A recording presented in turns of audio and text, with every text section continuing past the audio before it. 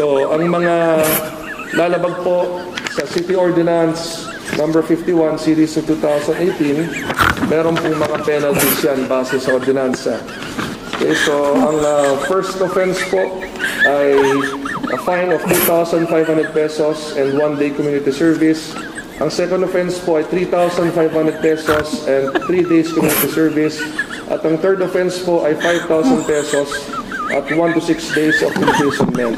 Pero yun nga po, hinihikayat ko po ang ating mga mamamayan na pumunta po sa aking opisina, lalong-lalo na yung mga naging biktima, no? Sapagkat mas gusto ko po na talagang pumunta sila rito at sila ang mag-file ng kaso direct po sa ating mga piskal upang yung revised penal code mismo ang magamit laban sa kanila kung saan mas malaki ang magiging parusa sa kanila, maaari silang makulong base sa kanila mga ginawa.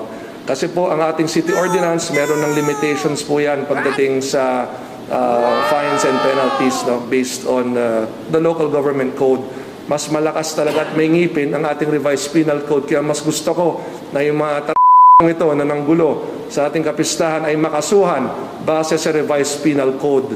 At ano ba yung mga kasong pwedeng ipataw sa kanila? Direct assault, less serious physical injuries, other light threats, light coercions or unjust vexation, malicious mischief, slander, and others to be determined.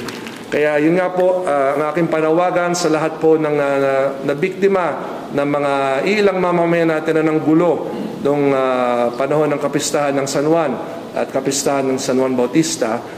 Iniimbitahan ko po kayong pumunta sa aking opisina. Tutulungan namin kayo sa pamamagitan naming City Legal Officer upang makapag-file kayo ng kaso dito po sa aming San Juan Prosecutor's Office. At sisiguraduhin natin na hanggat umabot po yan sa ating mga korte ay kayo ay makapagkamit ng hustisya sapagkat hindi po dapat yan nangyari sa kapistahan ng San Juan. Ang layunin po ng kapistahan ng San Juan ay pagdiwang ang kapistahan ni San Juan Bautista. It is a symbolism of the baptism of Jesus Christ by St. John the Baptist. Ngunit yung mga ganitong mga panggugulo na ginagawa ng ating mga mamamayan, ang iilan sa ating mga mamamayan, ay sumisira sa imahe at reputasyon ng ating lungsod at ng ating kapistahan. Kaya inuulit ko, hindi ako papayag na masira ang imahe at reputasyon ng lungsod ng San Juan at ng ating kapistahan at sisiguraduhin ko na mananagot ang lahat ng nanggulo sa aming kapistahan. Kahit sino pa kayo, hahanapin namin kayo sa tulong ng mga photos at videos na ating nakikita sa internet.